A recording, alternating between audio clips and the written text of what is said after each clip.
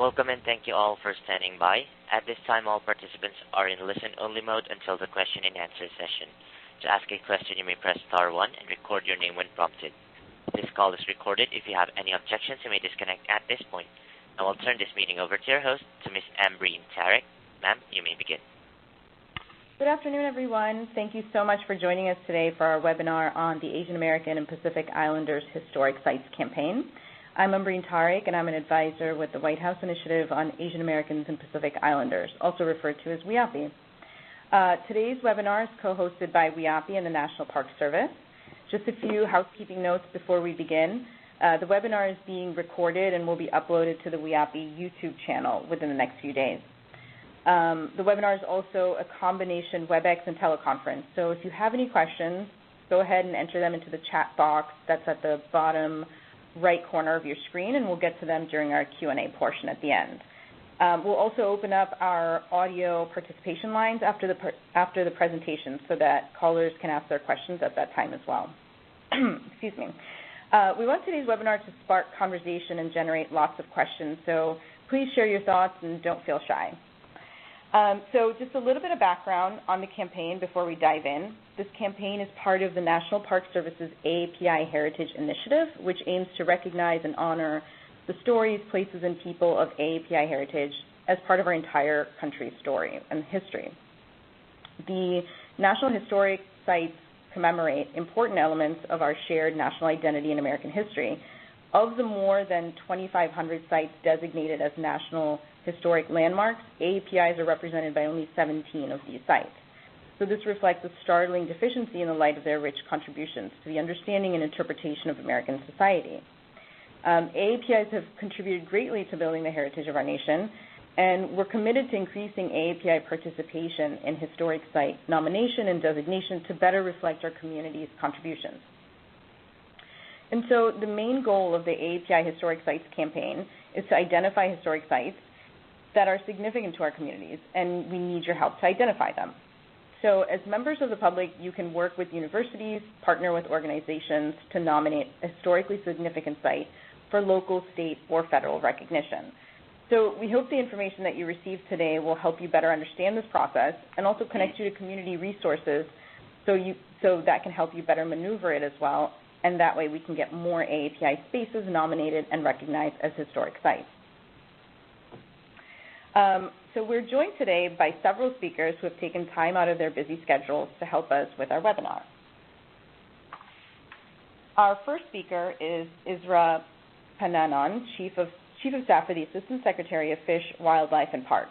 She will give an overview of what the AAPI Heritage Initiative is and how you can stay involved and get involved. Next is Kathy Cochin, who is a member of the President's Advisory Commission on Asian Americans and Pacific Islanders. She will give an inside look on historic preservation. We're also joined by Jamie Jacobs, Acting Branch Chief of the National Historic Landmarks Program. He will walk us through in detail how to nominate a site to the National Historic Register or as a National Historic Landmark. And finally, we have Michelle Magalong, Chair of Asian Pacific Islander Americans and Historic Preservation, and she will discuss the importance of capturing intangible history through the East at Main Street APIA mapping project. Immediately following our speakers' presentations, we'll open up for questions and comments and then provide some final thoughts on next steps before wrapping up. So with that, I will turn it over to Isra. Hey, thank you so much for that wonderful introduction. I think you stole some of my talking points, but I'll go into more detail. Again, my name is Isra Pananon, and I am the Chief of Staff to the Assistant Secretary for Fish and Wildlife and Parks at DOI. First, I want to thank everyone on this call for taking the time out of your busy schedule to tune in today's webinar. So the AAPI Heritage Initiative was announced in the spring of 2013 by Secretary Ken Salazar with the hopes of telling our nation's story and history through a diverse lens. We actually kicked off this initiative by hosting a heritage forum in conjunction with WIAPI and brought in over 450 people to the department from all fields and disciplines. It was really the first time that we gathered our communities to talk about heritage and preserving history on a large scale.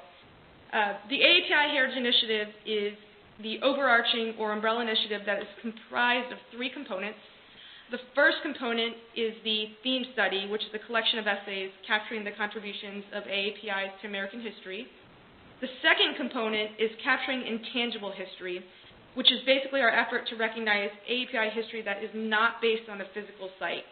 An example of this are the many publications released by the National Park Service intended for all audiences to include our communities, schools, universities, basically all interested parties.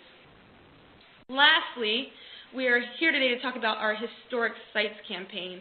This is our effort to work with all of you to nominate and increase the amount of AAPI-related sites that are recognized as National Historic Landmarks or on the National Register of Historic Places.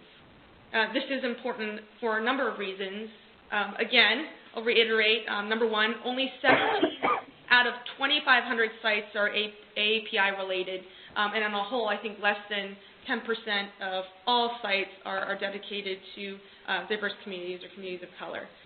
Number two, in order to preserve history for future generations, we must recognize and protect these places and their associated stories and meaning. And lastly, this is something that we can all be invested and involved in. You personally can recommend sites of interest through our NPS public comment site, which is linked at the end of this presentation. I also find this personally important because I am a first-generation Thai American and would like to see our shared heritage reflected in our nation's history. I've had, through working through DOI and just on personal travel, I've been to several national parks and sites, and when you connect with a place or story that is a reflection of your heritage, it's really deeply meaningful and poignant. I encourage all of you to get involved, and I appreciate your willingness to let me share my thoughts with you. So now I'd like to turn this over to my colleague and friend, Kathy Cochin, and she's going to talk about historic preservation. Thanks again. Thanks so much, Isra. Good to hear your voice. Again, I'm Kathy Cochin, and I'm actually on the call in 3 different capacities. My day job is I'm the president and CEO of the Asian and Pacific Islander American Health Forum. We're the nation's oldest and largest health policy organization, but we're also an anchor institution in the W.K. Kellogg's Racial Equity Initiative called America Healing, and in that way represent Asian American, Native Hawaiian, and Pacific Islander communities with other health and civil rights organizations at the national level. And I see this work around historic preservation as part of that. The second capacity I'm in is as a member of the President's Advisory Commission on Asian Americans and Pacific Islanders, and the White House Initiative for Asian Americans and Pacific Islanders is a co-host and co-sponsor of today's webinar. So for me, it's also a very meaningful role to be here in that capacity. But perhaps the most significant capacity I'm on this call on is I am the former president of the board of Angel Island Immigration Station Foundation, which is the Friends organization of Angel Island Immigration Station. And so really all my remarks today are in that capacity. I'm no longer on the board, left the board in 2009, but was involved for about 12 years on the project, and so all the things I'm going to talk about today is directly from that experience. So first I wanted to talk about the importance of narrative, and this actually does come from the racial equity anchor work. Kellogg is actually heading up the Executive Alliance Boys and Men of Color work in the Changing the Narrative arena. And part of changing the narrative is really helping all of us as Americans understand where we see ourselves within the breadth and scope of this great nation. One of my colleagues, actually Cornell Brooks from the NAACP, was telling me last night that he was reading about how you can trace the resiliency of a child, and if you go back and find out what they know about their family's history, it's not about those kids. So the kids who really have no family history that they can connect to have the most trouble. But it's the kids who can trace their history back a couple, 3 generations, and that history is an oscillating history. In other words, the history, the stories of their parents and their grandparents and their great-grandparents talks about not only success, but also trials and tribulations. And it's the ability to really understand that resiliency is a means of moving forward, that resistance in some cases is really necessary, but how you are able to pick yourself up and proceed is actually a big piece of resiliency. And so if we think about our nation's successes, but also our nation's trials and tribulations, it's really the documentation of cultural and historic resources that really allows us as a whole nation to think about our place in the nation's history. And it can help us trace strength and resiliency, and it can also be grounded in place as well as story. So for me, the importance of documenting and recognizing places of cultural and historic significance all contribute to this, the importance of the narrative and the importance of having our people be acknowledged as being an important part of the nation's narrative so that we are each a part of this important story. So let me tell you a little bit about Angel Island Immigration Station. So Angel Island Immigration Station was where the Chinese Exclusion Act was enforced. Angel Island is an island in the middle of the San Francisco Bay. An immigration station was built and was operated from 1910 to 1940. And in some cases, we talk about it being the bookmark or the bookend to Ellis Island in New York City. But the difference there is in New York, the average stay to get processed was 4 to 6 hours.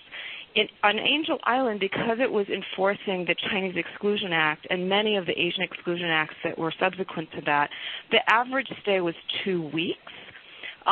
In detention quarters behind locked and guarded doors. And so the experience across the Pacific was significantly different than the experience across the Atlantic. One of the most significant things about Angel Island Immigration Station is that people were slept in bunks that were 5 high, and they were lined up row by row, and also up against soft redwood walls. Over time, nearly 400 poems were carved in Chinese into those walls, and hundreds more were just paintbrushed or graffitied onto the walls over multiple layers of paint. But those deeply carved poems represent the direct primary experience of the immigrant from across the Pacific and specifically from China. And so not only do the walls of the barracks speak, and not only do the walls of the barracks represent a historic site, they literally are primary resource documentation of that experience. And so that's why Angel Island Immigration Station was landmarked in 1996. So what I want to tell you about is the different stages of historic preservation. So so Angel Island Immigration Station was kind of rediscovered in the 1970s. There was different phases of the Friends organization that kept it from actually literally being burnt down, but then later efforts to try to get it landmarked. There were 4 efforts to try to get it landmarked over the years, and finally in 1996, the landmark designation was acknowledged by the Secretary's office. Then at that time, I got involved initially as a consultant, and then later joined the board and became the board chair. And so from 96 to 2009, so those 12 or 13 years, it took from getting landmarked, getting the resources to actually get a real live Friends organization as opposed to just a purely volunteer effort. So a staffed organization that could engage in the landmarking, the design and engineering portions of preserving the site, and then finally getting into contract to do the renovation, and finally in February of 2009 actually opening the restored barracks. So it's a very, very long time And that's even from landmarking to the restoration of the first of 6 phases. But it's a really important story that I wanted to share because that's what it takes in historic preservation.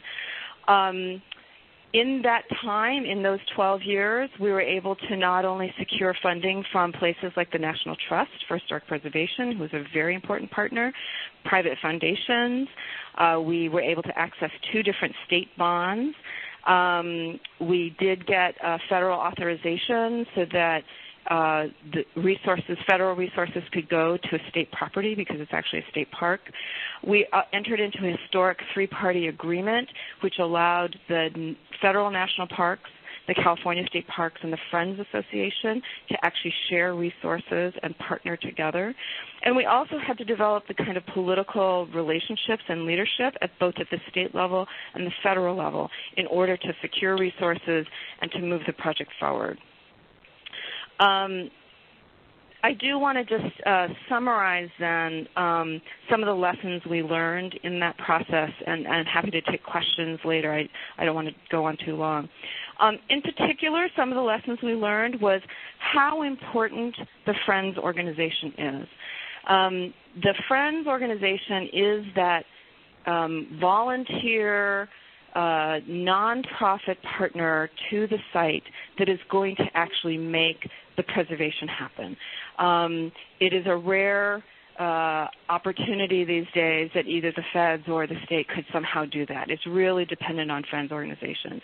But just with any nonprofit, how do you get that started? How do you get your first grant or set of donations? How do you find a staff person who's going to initially work for very little?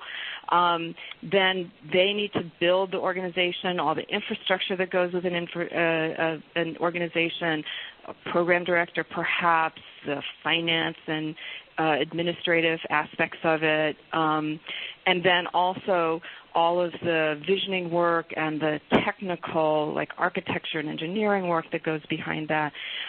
So all of that takes resources and intellectual capacity as well, intellectual resources as well as the organizational capacity.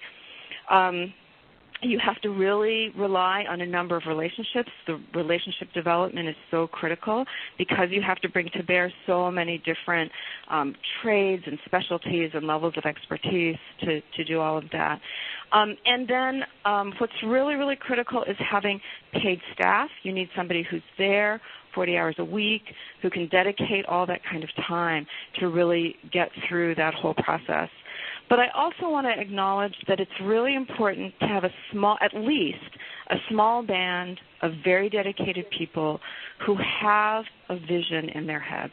And in those 12 years, from landmark until the opening of the first phase, there were many, many times where I was sitting around the board table, and our board might have shrunk down to maybe only 8 people at the time, and I was chairing the meeting. I looked around, and people were tired. And I would say to them, you know what? What if we just declared victory because we got landmarked, because we got federal recognition, and just closed up shop and went home? And there were many times like that. But you have to persevere through that.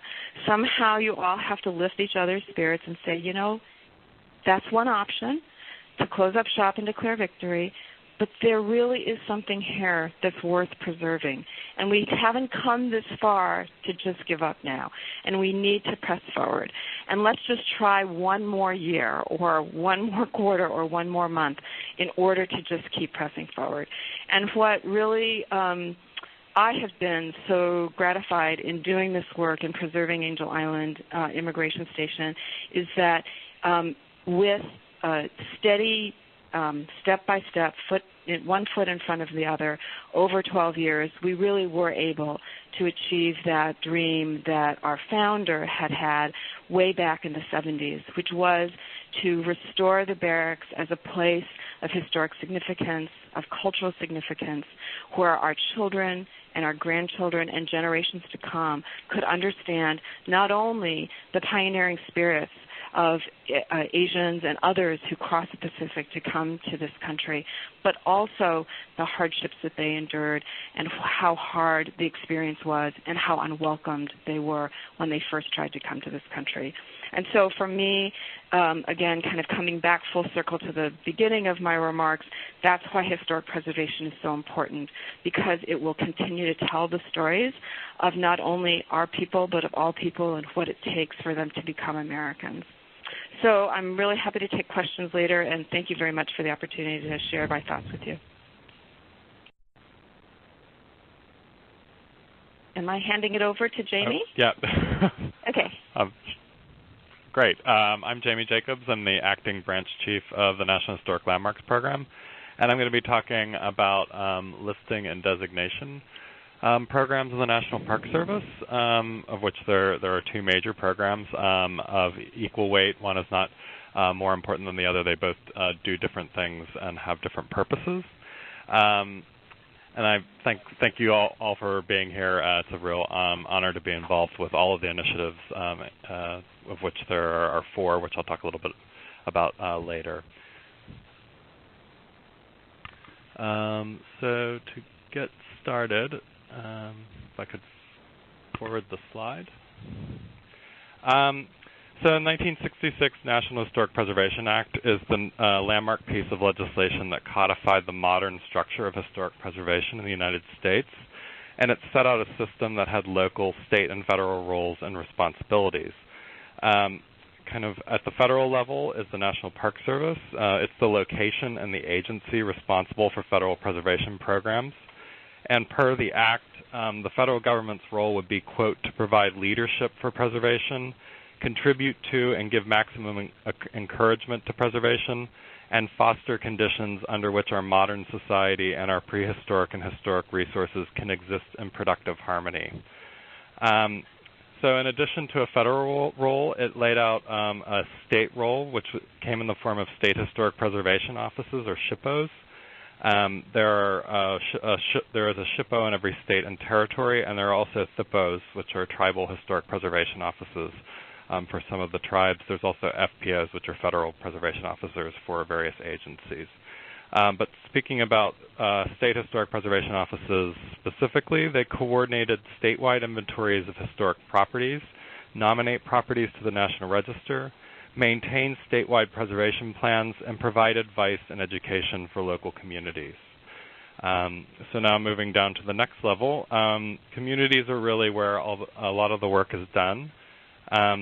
Communities are where the grassroots efforts occur, no matter how a community is defined, whether it's geographic, ethnic, or cultural, or some other way.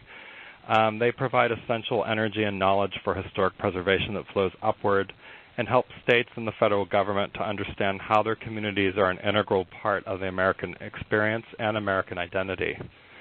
Community roles can range from rallying around endangered historic places to conducting surveys, to participating in larger dialogues about diversity and representation, such as panels and public meetings related to these heritage initiatives recently enacted by the Department of the Interior.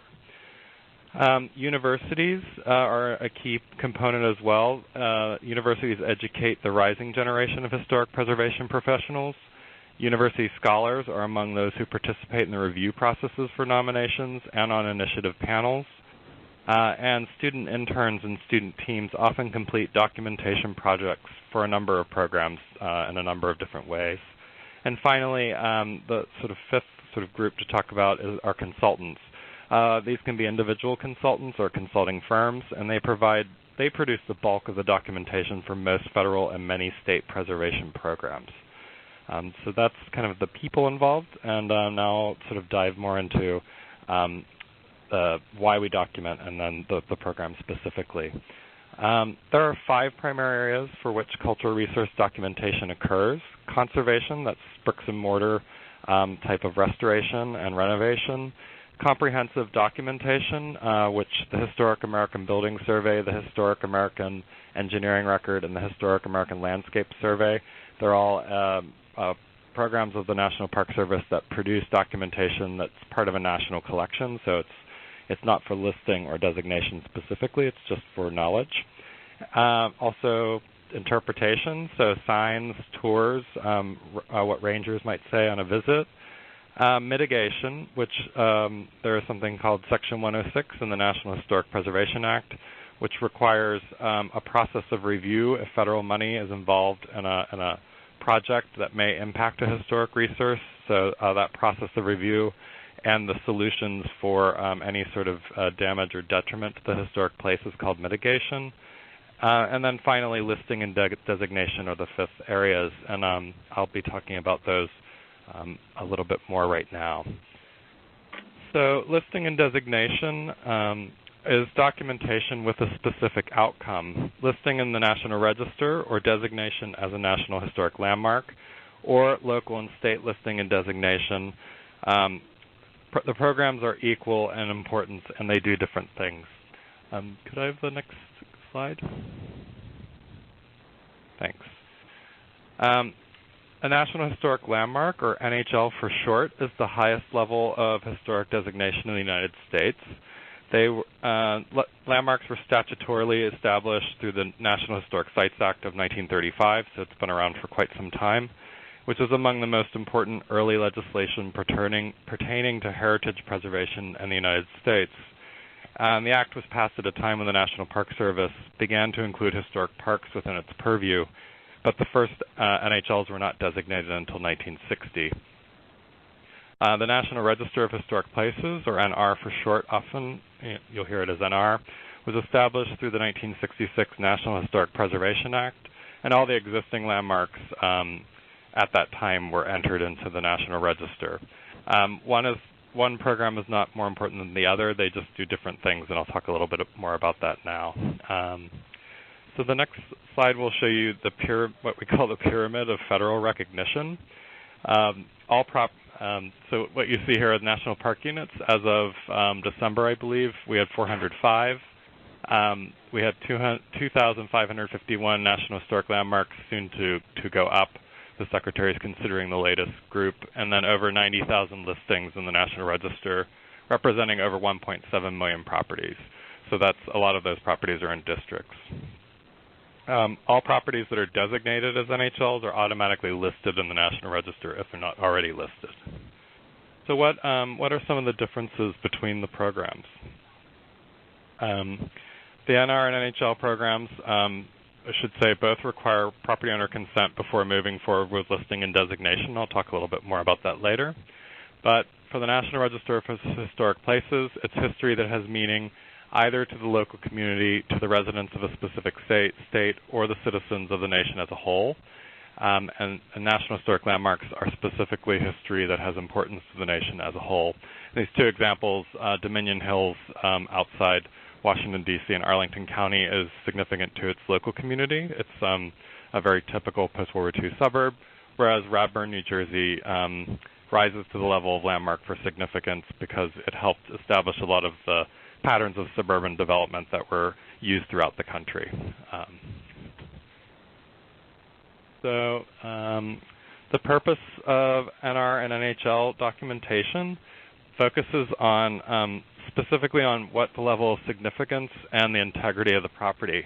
So it clarifies why the property is significant and at what level, and the degree to which it maintains integrity, which I'll talk a little bit later. NHL documentation differs from register documentation in that it also must provide comparisons with other properties to explain why the property being considered has the strongest and best association with the event, historic pattern, or individual. So the comparative context is key to national landmark documentation. And then it also provides a benchmark information that could be used to protect the property in the future. So how do we establish significance? So the NR and NHL recognize 4 and 6 criteria. 4 of them are used most often. Those are the ones for NHL and NR. So criterion 1, or A, is events or broad patterns in American history. Criterion 2, or B, is individuals. Criterion 3 is American ideals. This was a very popular criterion early in the program. Ideas of sort of American democracy and that sort of thing. It's used less often now. because it's kind of hard to create that type of argument. Criterion 4, or C, is for architecture, design, and engineering significance. Criterion 5 is a compendium or district, and then Criterion 6 is archaeology, or D. So the most nominations come in really under 1, 2, 4, and 6. Nominations can come in for both the Register and the Landmarks program for multiple criteria, but you have to demonstrate 100% of each, not sort of 50-50. And a property listed under multiple criteria is not considered any more important than one listed or designated under a single one. So that's the sort of areas about how we establish levels of significance and demonstrating significance. The other half of the sort of process is establishing integrity. So with the NR and NHL programs, it depends on the type of resource, but what we usually say is properties listed in the National Register have to maintain enough integrity, and a property designated as a national landmark must maintain a high level of integrity. And what you see here are two schools built at roughly the same time. The Walter French Junior High School is listed in the National Register at the local level for education and architecture, and Central High School in Little Rock is a very important site to American civil rights history and the desegregation of schools. And you can just sort of see, at least with the window replacements and these two, and the building on the left, sort of the varying levels of integrity, whereas Central High School, which as a national landmark has either its original windows or very good replacement windows, just to sort of give you an idea of how integrity can vary on similar types of resources. So integrity, to talk about a little more deeply, refers to the property's retention of its historic fabric. And a property with a high level of integrity is one that does not appear to be significantly changed from its condition when the historical events occurred at the property or during its period of significance. The NR and NHL programs recognize 7 aspects: location, design, setting, materials, workmanship, feeling, and association. And integrity is it's a somewhat subjective process where you use description and observation as well as sort of linking it to significance. And so integrity, you have these 7 aspects of integrity, but they don't all have to be 100% for every property. You sort of weigh them as a group relative to what the significance of the property is and what its condition is. So again, it doesn't have to be 100% of all 7, but I won't dive too deeply into integrity. I think the general ideas of the 7 aspects are represented by their names, and I don't really have the time to go too much into it. So just to keep in mind that these 7 aspects of integrity refer to above-ground resources, and archaeological integrity requires a different type of evaluation, so that's below-ground resources. So I'm going to just briefly touch on the processes for getting listed or designated. I'm not going to go through the whole thing. The key with the register is to know that the National Register is a program that starts at the state level and sort of funnels it up to the Washington office. So most of the work is done at the state level, and then there's a series of review processes, and then the documentation arrives in Washington. In contrast, the National Historic Landmarks Program is a much more involved process because of the significance of the properties, and they can be initiated really by anyone. It could be a SHPO, a TIPO, a FIPO, a regional office, a scholar, a property owner can make an inquiry to the Washington office or to a region. There's a whole series of review, and then once the nomination is completed, it kind of moves to another level of higher review with the Landmarks Committee of the National Park System Advisory Board meets twice a year, and it's a panel of experts in history, architectural history, preservation, archaeology, and they weigh the documentation. Their recommendations go to the advisory board, and then they make their recommendations to the Secretary of Interior, and the Secretary of the Interior actually signs off and officially designates the property as a National Historic Landmark. So it's a somewhat more involved process, but just to know that there is a sort of, you can talk directly to the Landmarks program. You can initiate a project directly with the Landmarks program at the regional level or at the national level, or at the central office, sorry. Whereas the register, it starts at the state. Those are really the takeaways to know. So the time and costs involved. So the National Register, it varies from state to state, but it's generally less than a year. And we estimate that the value of time and or consulting fees to prepare a nomination is $3,000 to $7,000. And that range sort of deals with the complexity of the site you're dealing with, the size of the site you're dealing with, the nuances involved with the argument. Whereas National Historic Landmarks are typically 1 to 3 years. Again, you saw the review process.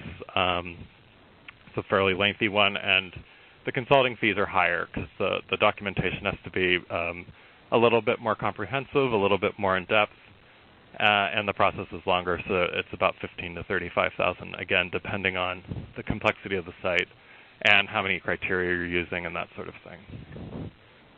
So there are some MPS grant opportunities that exist right now. The Japanese Confinement Sites Grant is awarded to preserve and interpret U.S. confinement sites where Japanese Americans were detained during World War II. Grants awarded are awarded through a competitive process and require matching, $2 federal to $1 non-federal match, and the minimum grant request is $5,000, and you see the URL there. And then there's also underrepresented community grants, and the goal is to increase the number of National Register listings associated with communities currently underrepresented, including African Americans, Latinos, Asian Americans and Pacific Islanders, and LGBTQ Americans. Grants can support surveys, inventories of historic properties, as well as the development of register nominations. And there were 2014 grants for AAPI preservation work in Massachusetts and Utah. So these are great opportunities and a good way to sort of get moving at the community level and start documenting underrepresented groups and stories. And finally, I'm going to talk briefly about the Heritage Initiative. Obviously, we're all here because of AAPI. It was preceded by the American Latino Heritage Initiative, which has been quite successful and is moving into a second phase. The theme study for National Landmarks has been, the essays for it have been completed, and now it's moving on to the part of the project to find sites that support the themes identified in the essays. The AAPI theme study is in the process of preparing the essays. So they're just slightly behind the Latino heritage, but moving very steadily forward. The Women's History Initiative was slightly different. They decided not to do a theme study with essays and instead use the money to actually just underwrite the development of nominations. So there's been one nomination already put forward and 2 more in process. And then the newest Heritage Initiative is the LGBTQ Initiative, which the Secretary launched last May and is moving very quickly forward. There's a large grant received by the National Park Foundation and quite a bit of grassroots support, including some pro bono nominations. So those are the Heritage Initiatives. We also have a science initiative that's starting this week, a science project to look at science sites. It's not heritage specifically, but it's another area of focus for underrepresented stories within the Landmarks program. And that's it. I'm glad to have had the chance to talk to you and look forward to your questions later in the hour.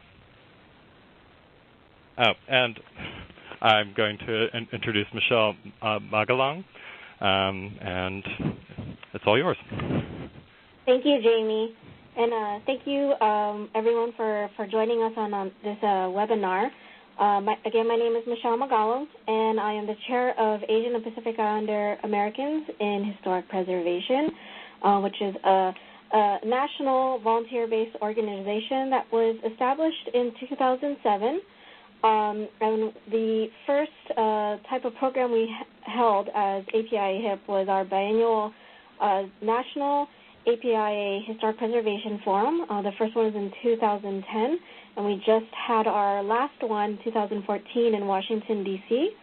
And we have grown since then of just hosting these biennial national forums. One of our first programs was is our East at Main Street project, which I will talk about a little bit in our next slide.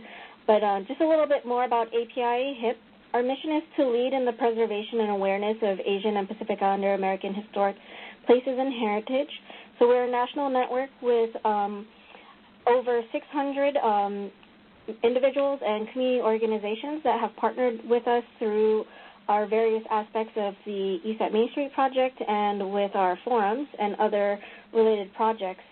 To learn more about what we do, you can visit our website, which is apihip.org. Follow us or like us on Facebook and follow us on Twitter. Next slide, please. I'm gonna talk to you guys about today the East at Main Street API mapping project, which I'm the co-director, and my other co-director is Donna Graves, and the two of us have been working on this project for the last year. We have started this project in partnership with History Pin, and it's funded by the National Trust for Historic Preservation and the National Center for Preservation Technology and Training. And basically, East at Main Street is a crowdsourced project online where folks can contribute their materials, stories, and things of that nature to a national map, which can, one of the biggest aims we have for the East at Main Street project is to help inform, future designations to become national landmarks or to be on the National Register. And also it's to engage local community groups to think more broadly on a national level on, what do API historic sites and resources look like, and to help inform, lastly, the AAPI Heritage Initiative. And so this project was in collaboration, and we continue to collaborate with local community groups, nonprofit organizations, archives, and, individuals from across the nation that have a passion towards preserving API-related historic sites and resources. I include here a very short list of our community partners that have hosted community workshops, been on our webinars, and have contributed to the site. Next slide, please. And I'm going to quickly, which I usually do in 2 hours, but in 2 minutes, I will show you how to pin on the East at Main Street project. It's hosted by History Pin's website. So if you go to historypin.org and you click under projects, well, first off, before you go click on our projects, I apologize. First, you create a login with your username, and you could do that by having, if you have a Facebook profile, Twitter, or Gmail account, you can automatically set it up through there, and you provide your information to create a profile. And then you go under the Projects tab to East at Main Street. That's our project. And then you would then click on to Pin Your Memories. Next slide, please. And then after that, you have the option. There are 3 different types of pins you can pin. One is could be photos, video, or audio. The photos, they can be, if you have a scanner and you can scan those. Some folks put, they take a picture with their smartphone. Any kind of photo that you would want, you can use that. Video, you have to provide a URL through YouTube or Vimeo. And then for audio, also it's through YouTube, I believe also in Vimeo. So you would select the type of pin that you're going to do. There is an option, side note, that you can do a bulk uploader option, which I tend not to do personally, because if you put 500 pins at one time, you may not remember to pin a few of those of the 500. So I tend to do 5 to 10 at a time, just so I can give detail to each pin that I'm going to pin. And when you pin, for instance, this one is from someone's scrapbook of a community garden in historic Filipino town in Los Angeles, California. So what you do is you populate that pin of this photo with a title, a date, if possible. You could even estimate, give a rough, year, give or take, and then you would also have to provide an address or a location. And then other information that you can add in include citations, like if you've grabbed it from the Library of Congress website, you can cite them. So that's a web link, and you could provide your own narrative and key terms, like key search terms like community garden or Filipino American or historic Filipino town for this instance. And once you do that, you would click OK to pin it. 2 frequently asked questions about when you pin is, one, the date. It is required, it says, but if you know it happened in the 70s but you don't have an exact year, there is the option to say, where it scrolls down to say, give or take 1 to 5, 10 years, or, there's increments. And in terms of addresses or locations, for many historic sites, those streets no longer exist. They're new streets. You could actually manually drag your pin on the Google map that's provided, and you can put it in the modern-day address or the street location. And so, for this pin can actually, this one actually has about 10 pins right now at this community garden, showing different video photographs during different time periods. And so each address acts like a digital filing cabinet for each location, where people can contribute their stories. They can actually interact with each other. If folks had more information about this location, they can have conversation through our project. And then for us as API HIP, we're able to see what are emerging sites of concern, of endangerment, what are places that we could potentially identify for designation, not only on the national level, but state and local levels. And so this is just one tool that we would love for folks to participate and join us in the conversation. So thank you for allowing me to present on the ESET Main Street project. Great. Thanks so much, Michelle, and thanks again to all our speakers today for presenting and sharing all these great stories and resources. So we're nearing the hour, so let's go ahead and open it up for audience questions. If you have a question, please enter it in the chat box in the corner of your screen, or you can indicate it to the operator, and when you're ready to ask your question, you can go ahead and do so over the phone.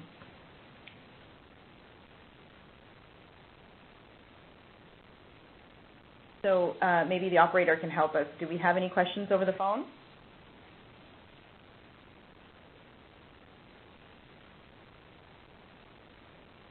Okay, I guess while we're waiting for those to come in, we could go ahead and address some of the ones that have been typed up already. So this is a good one for maybe Michelle, you can help us with this. Someone has asked, what are some of the other opportunities to get involved with AAPI historic preservation if we are not yet ready to write a nomination? That's a great question, and as I'd mentioned with the ESET Main Street project, that's one way to, get engagement from community members to start even just that initial conversation about why does this place matter.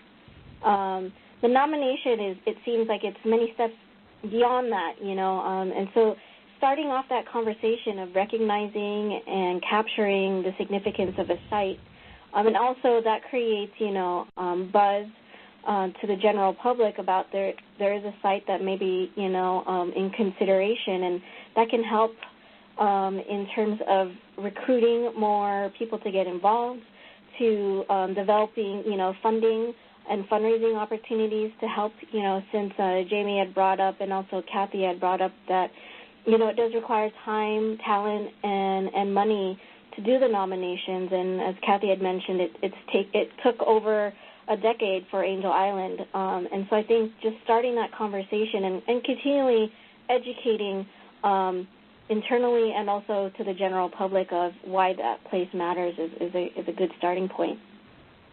And I'd like to also add, this is Jamie, that a good place is also to just become involved with community groups focused on history or focused on culture of a specific group. It's a great way to sort of get your feet wet and get yourself involved, and then you can move forward from there as a group or with other groups linked together. Great. So we have another question. Maybe, Jamie, you can help out with this. How do we find out if our site is being included in the theme study? That's a great question. As of now, we're probably not to the point where we're getting down to the site level. So what you could do is you could email me, and I could look and talk to Dr. Franklin Odo and see what's going on and whether or not any sites have been identified yet. I don't think they're quite to that point. Again, they're sort of looking more at the thematic essays at this point. And another thing to keep in mind is that, if there is a desire for your site to be listed in the National Register or made a national or go through the process for possible designation as a national landmark, you don't necessarily have to wait for the AAPI theme study to sort of come to you. You could make an inquiry on your own if you had the resources or interest in starting to research your own site. But I'd be happy to speak with you directly or email with you directly. All right. So then moving on, we have another question coming in. How do we find out, I just said that one. For historic register or landmarks, is there funding available from the NPS once selected? There are. It's a good question. There used to be a program called Save America's Treasures, which is currently not funded by Congress. That was a source of granting money available more often to landmarks or at least properties of the National Register listed at the national level. There's fewer granting opportunities within the National Park Service right now just because of the general economy. And then the two specifically for AAPI were mentioned, or related to AAPI were mentioned in the presentation. But right now there aren't tons of federal granting possibilities just because of the economic situation at this moment. Thanks, Jamie. We have another one. I think maybe you can help answer this one as well, or the other speakers can jump in too. So for what are some objections a property owner may have about being nominated to the NR? There are what we sort of call the sort of, not that any objection is a valid objection, but there's kind of the objections that make sense in that we've had, particularly with the LGBTQ initiative, we've had some objections in the Bay Area from people worried about restrictions on what they may be able to do with their property, particularly in the superheated market that the Bay Area is in at the moment with property. They may, but most often it's, are they going to be restricted in how they may use or, sell the property or utilize the property? For the national preservation laws are really kind of laws without teeth, except for Section 106, which I mentioned earlier, when federal money is involved. There's really no restrictions placed on a property at the federal level. Most restrictions are at the state or local level. So again, it's just sort of educating the property owner about that there aren't restrictions specifically. It usually has to do with private property and a private property outlook and use. Great, thanks, Jamie. We're nearing the end of the hour, so I think we'll do two more questions. This one is for Kathy. You mentioned the importance of working with partners to not only prepare a nomination, but also after a site has been designated. What are some considerations to keep in mind when deciding who to partner with and how to manage those relationships over time?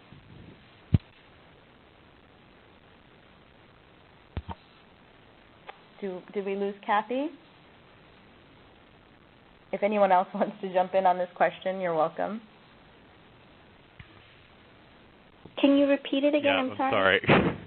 So in Kathy's presentation, she mentioned that the importance of working with partners to not only prepare a nomination, but also after a site has been designated. So what are some considerations to keep in mind when deciding who to partner with and how to manage those relationships over time? That's a good question. Yeah. This is Michelle. And from what we've heard from our member organizations, once after the designation, that's not the end of a chapter or the end of the book, actually, but actually the start of another chapter in the sense of fostering the relationships with the existing partners and then, maybe revisiting, the different roles, responsibilities, and priorities. Oftentimes we see designations happen or, in the preservation world in general, you save a building and then the big question after that is, and then what? So it brings up big questions of sustainability and how do you keep that building, thriving in a way that is conducive to the community. And so building those relationships with local partners, really, for me, I've seen that it requires a clear common vision with an understanding of what the different roles and responsibilities are. Thanks, Michelle. I believe we have a question on the phone. If the operator can help patch us through.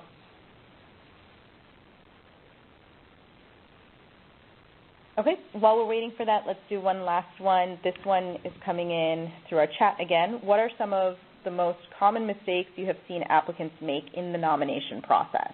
That's a good question. One thing we recommend to do is, whether it's landmarks or registers, either be in contact with the state or the NHL program at the regional or the Washington office level, just so you can get some guidance and assistance before you go through the process of spending money and time to do a nomination. One thing that we just touched on is property owner consent, particularly for the NHL program, is really necessary. So we don't want people to move forward with hiring a consultant or actually generating a nomination that can't actually move forward. And then I think nominations in general, whether you're talking about the NR or NHL, you're creating a historical argument for why this place is important at a different level. And so a lot of nominations provide a lot of interesting history, but don't necessarily have a driving argument for why it's important to the local community, to the state, or to the nation as a whole. And that's just something to keep in mind when you're writing the nomination or when you're hiring somebody to write. And it's why consultants who are professionals in this area are generally good. We do have people who try to write their own nominations, and it's not impossible, but the creation of an argument is frequently a difficulty. Thanks, Jamie. Thank you again all for all your help and participation, and thanks everyone for your questions. Unfortunately, that's all the time we have today for questions, but I know we have a lot more coming in. Folks are typing them up pretty quickly, but not to worry. We're going to get to all these questions. I think what we'll do is we'll post answers to all these questions on the NPS, the National Park Service AAPI Heritage Initiative website, which is www.nps.gov/history/AAPI. That's also on the last slide of our PowerPoint. So all of this is going to go up, and I know several people have been asking how to get this information. We will be posting this webinar and the slides and contact information, so certainly we'll be in touch. So that website is also a great website, I think, to bookmark and stay tuned to, because a lot of the great resources that we talked about today will be housed on that site along with other major program updates. So please make sure to bookmark that and stay tuned. A few other quick updates. The theme study that we discussed earlier is scheduled to be completed in early 2016, so please keep an eye out for that. And again, I'm sure you'll see updates on that at the NPS Heritage website. And the next funding period for the underrepresented community grant applications is expected to open in April 2015. So as you'll see on the last slide of our PowerPoint today, there are a ton of other resources available online, and we encourage you to check them out and share them with your community. They're very helpful.